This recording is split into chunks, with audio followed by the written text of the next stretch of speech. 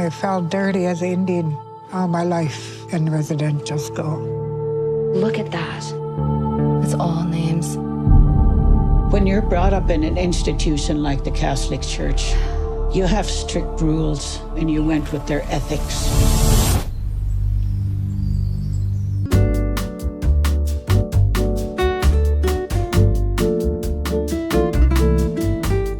Tudo bom, pessoal? Hoje eu vou falar do meu candidato a melhor documentário do Oscar de 2024. Quando você vê esse filme, já vamos ter a resposta de quem ganhou. Mas se eu fosse votar em alguém hoje, seria este o meu documentário predileto. Chama Sugarcane. É um documentário que está disponível na Disney Plus, porque ele é uma produção da Discovery. A Discovery tem feito muitos documentários e filmes de causas indígenas, que me deixa muito feliz que tenha esse interesse em alguma plataforma, né, ou alguma grande produtora.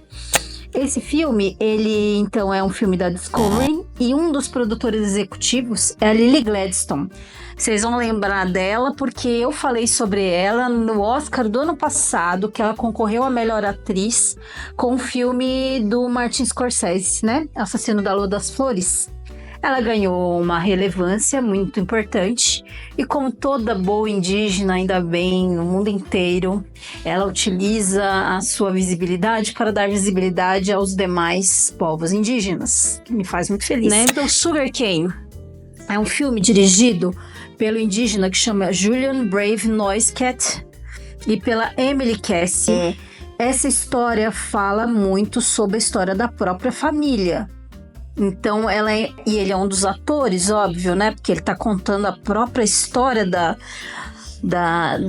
dele, da família dele. Então, de todo modo, tá imbuído de muita emoção pessoal, né? Então, é interessante ver ele produzindo, dirigindo e ele participando também de toda essa trajetória, porque ela é imbuída de uma emoção muito genuína, né? E sobre o que conta Sugarcane? Um dado momento ali da história do Canadá, tá? Essa história se passa no Canadá. São descobertos muitos corpos enterrados clandestinamente do lado de uma escola moradia de indígenas no Canadá. Muitos corpos. Como que isso é descoberto? Existe uma suspeita de muitas crianças que sumiram ali nessas escolas indígenas do Canadá e vamos dizer, um líder regional dali da região de Sugarcane, que é uma aldeia, né, indígena, ele resolve utilizar uns detectores de cargas elétricas no chão. Não é muito explicado bem tecnicamente como você faz isso, mas você consegue identificar a existência de corpos naquele terreno. E ele consegue identificar muitos corpos ali, tá? Então, isso explica o sumiço de muitas crianças que desapareceram nessas residências indígenas, né? Que são residências católicas de uma missão chamada Missão São José. Esse tema vai me lembrar de algo que eu falei há muito tempo atrás, mas eu gosto de retomar. E eu vou retomar de novo falando desta etnia no Brasil, porque é uma etnia que eu tenho mais intimidade com a história exata do que aconteceu. Em Minas Gerais, no interior de Minas Gerais, existe a etnia Xacriabá. Vocês vão ouvir muito falar de Xacriabá, porque é a etnia da nossa deputada federal Célia Xacriabá, né? Que é a única deputada indígena federal que está lá no Congresso, no Legislativo, a deputada do PSOL. Na etnia Xacriabá, elas viviam à margem do Rio São Francisco, ali entre Minas e Bahia. Com a expansão, né, do homem branco do litoral em direção ao interior do Brasil, uma das regiões em que que foi atingida foi a região do Vale do Rio São Francisco, que é um rio que tem um terreno profícuo para a produção de alimentos. Enfim, é um rio muito rico, que tem peixes e água potável, etc. Então, obviamente, tem um maior interesse de você povoar uma região que tenha condições de um solo fértil e água adequada, essas coisas, né? E o que aconteceu foi essa população indígena foi expulsa da margem do rio e empurrada para o sertão do norte de Minas, onde eu pessoalmente já estive e tem uma escassez absurda de água no nosso inverno, né? No nosso considerado inverno aqui no sul. Com desabastecimento, necessidade de carro-pipa, desnutrição de crianças por conta das dificuldades de ter alimentos, morte dos animais, enfim, uma situação terrível. Mas eu acho que, além dessa forma de genocídio, que é você tirar a condição da subsistência do seu território, que é o que eles passaram, existe uma outra morte terrível, que é a morte cultural e espiritual desse povo. Nessa região do Jacareabá, houve uma catequização forçada da Igreja Católica muito violenta, em que as pessoas não podiam mais se comunicar na língua deles, Jacareabá. E eles foram obrigados a se catequizar católicos naquele momento. E isso matou a linguagem deles, né? A linguagem Jacareabá, que veio a ser recuperada agora nos últimos 10 anos, pela população e por antigos que estão tentando preservar essa língua. Mas ela matou grande parte dela, ela aculturou muita parte dessa população. Ela retirou as crenças religiosas prévias que elas tinham e sua língua. Ela matou um povo através de um genocídio cultural e espiritual. Isso que aconteceu aqui nessa história contada em Sugarcane é muito parecido.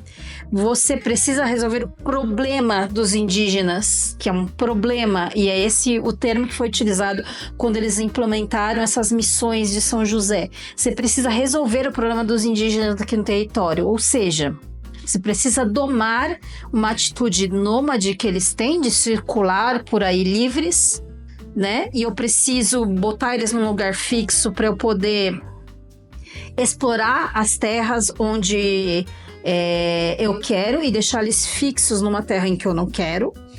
E vocês precisam acabar com a cultura deles. E isso é feito através da catequização católica forçada, né? Nesse local é descrito por essas pessoas que são sobreviventes dessas escolas indígenas uma série de violências que vão desde açoitamento, né, chicoteadas, até crianças de 6 anos carregando bíblias em cima dos braços de joelho, sem a menor condição de fazer isso. E abusos sexuais com indígenas muito jovens, muito pequenas, engravidando de padres. E os bebês eram incinerados no forno a carvão. E essas meninas nunca podiam falar sobre o que aconteceu. Quando elas denunciavam essas coisas, elas eram achincalhadas pelo próprio povo, né? Porque parece que a culpa era delas. Então, uma coisa muito interessante que é falada nesse documentário é como que é implantado dentro da cabeça dos indígenas que eles são culpados de serem indígenas e que eles não merecem ser indígenas, então eles são humilhados e aprendem a culpa cristã de uma maneira extremamente vil com eles mesmos. Então, as meninas que eram abusadas por esses padres dessas missões e tinham seus filhos, e seus filhos eram tirados delas e as crianças eram incineradas, elas, além de tudo, eram culpadas por isso ter acontecido, né? Então, muitas dessas pessoas se calaram depois de que isso aconteceu. E esse documentário, eu falei que conta uma história muito pessoal do Julian, porque o pai dele, Ed Art Nosecat, é um indígena que foi o único bebê encontrado no incinerador antes de ser incinerado. Encontrado por um funcionário antes disso acontecer. Então ele foi salvo. Porque tudo isso obviamente acontecia num sigilo absurdo, né? Então, como ele foi encontrado por um civil e essa notícia podia espalhar, então essa criança foi salva. E sumiram com essa criança, ninguém sabe onde ela foi criada, enfim, mas ela foi criada em outro local, tanto que existe o Julian, que é o neto, né? Que é o filho desse cara. Esse cara, ele tem tanto trauma com relação ao que ele viveu e da história dele e tudo mais, que ele vive isolado da aldeia dele, ele vive sozinho num outro lugar. E o filho esse documentário, essa jornada desse filho tentando ajudar, ele precisando entender a história dele, mas ele tentando ajudar esse pai a superar a história dele, a entender a história dele, a conhecer a história dele de verdade. E dessa maneira, ele também conseguir fazer o luto do que se viveu naquela comunidade. E também mostra a luta das pessoas, né? As pessoas que trabalham com arqueologia, com antropologia e investigação sobre esses corpos que foram encontrados, sobre a história dessas famílias, sobre como encontrar os padres que fizeram isso e responsabilizá-los, né? Conta a história de das pessoas sobreviventes. Eu achei essa história muito tocante também. A história de um dos sobreviventes, agora eu não vou me lembrar o nome dele, mas um desses sobreviventes, ele é extremamente cristão. Hoje em dia, muito cristão. E quando eles fazem um teste genético, que a esposa dele estimula ele a fazer um teste genético para entender quem ele é. Porque a história possível é de que ele não é filho de 2 indígenas, né? E daí quando eles vão fazer os testes genéticos, realmente ele é 51% anglo-saxão, irlandês. Então, de fato, ele é filho de algum padre e uma indígena que sofreu violência.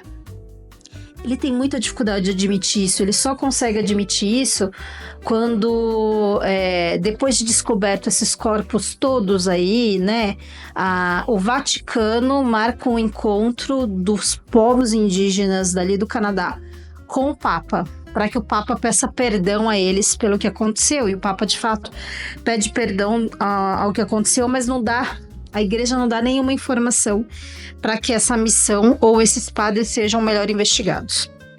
E ele resolve, esse senhor, ir na própria missão São José para contar a história dele.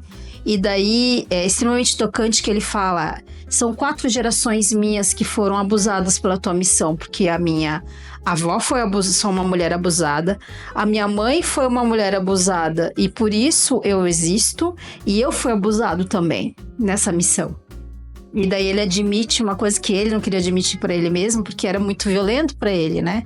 Mas são 3 gerações, daí a 4ª eu digo porque daí ali não mostra se ele tem filhos ou não, mas as próximas gerações dele são violentadas por essa violência absurda que a família inteira viveu, né? E daí conta um pouco, né? Essa é uma das histórias que é contada. Tem outras histórias também que foram contadas, como a menina que tentou contar que ela foi violentada por um padre. Ela foi contar para uma irmã, a irmã falou: conta para o padre superior. O padre superior vai lá, fala para ela: conte para a polícia foi lá, contou para o pai dela, ela tomou uma surra do pai dela. Ela não foi ajudada. E ela disse que depois disso ela virou uma alcoólatra, né? E que hoje ela não tem mais vida, porque ela virou uma alcoólatra, né? Que não conseguiu produzir mais nada, uma pessoa infeliz na vida. E o pai do Julian também foi uma pessoa que passou pela questão da violência, que ele foi violentado dentro daquela missão. Ele é filho de uma mulher que foi violentada naquela missão.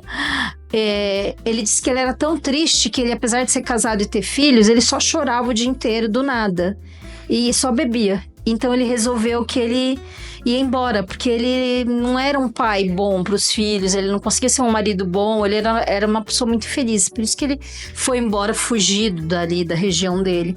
Então esse documentário é essa busca do Julian em resgatar o pai dele, trazer o pai dele de novo para a aldeia, para a cultura, para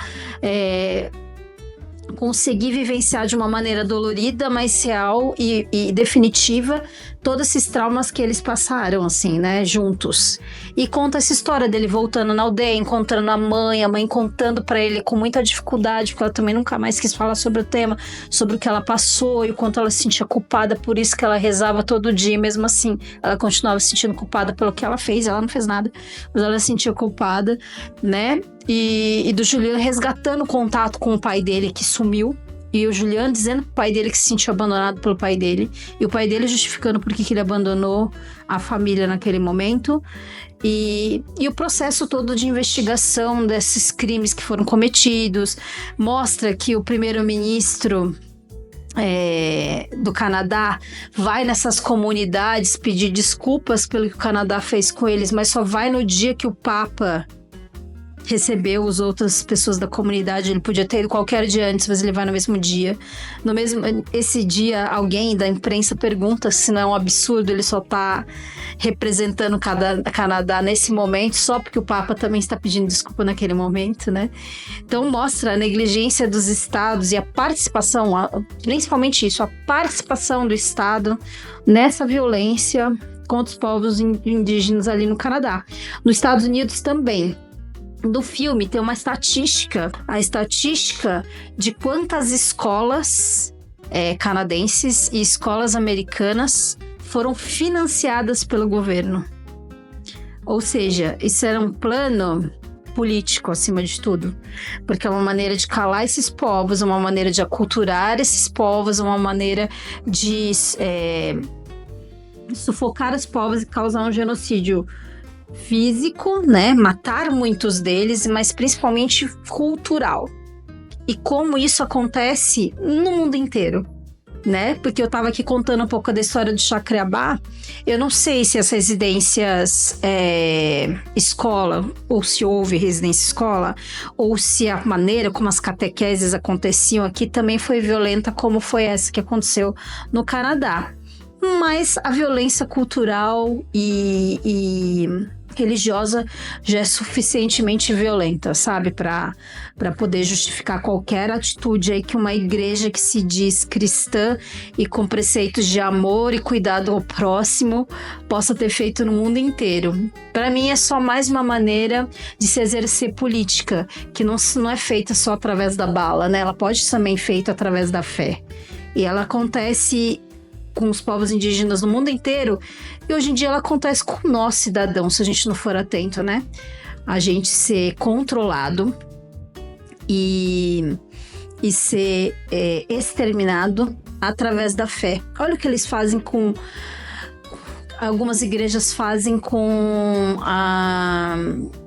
pessoas que são de religião de matriz africana. Olha o que eles fazem com casas de rezas indígenas, né? Não é nenhuma instituição política, mas é uma maneira política sem armas de você exercer poder e controle e humilhação desses povos. Então a gente deve refletir. Essa é uma história muito triste e real. É uma maneira da gente denunciar isso que está acontecendo, mas é uma maneira também da gente refletir o quanto às vezes a religião pode ser extremamente cruel, política, e se utilizar de outras formas de poder para poder também exercer poder, controle e genocídio, né? Basta ver o quanto as igrejas ao longo dos tempos é ostentadora. Ai, não, os católicos não ostentam. Os católicos tinham paredes de ouro nas igrejas.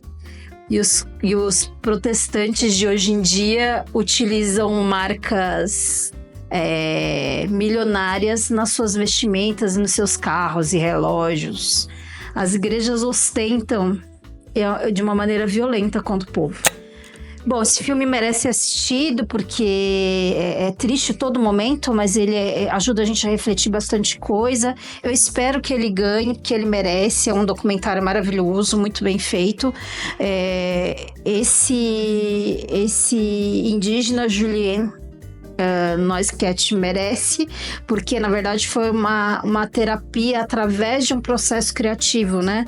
Acho que isso é importante que aconteça, que as pessoas possam expressar suas dores através da arte, né? Essa é uma maneira da gente se expressar, é uma maneira como comunicação indígena de você expor as violências que acontecem contra o seu povo. Então eu espero que ele seja premiado. A gente vai saber, depois que ele for publicado, já vai ter saído a premiação. Daí talvez eu ponha um adendo para dizer se ele ganhou ou não, para que vocês saibam. Julian, I ask you to open your heart. Our people are going to stand up. Your story is someone who was abandoned, but also who abandoned. You do know what happened with me, right? I want to know the whole story.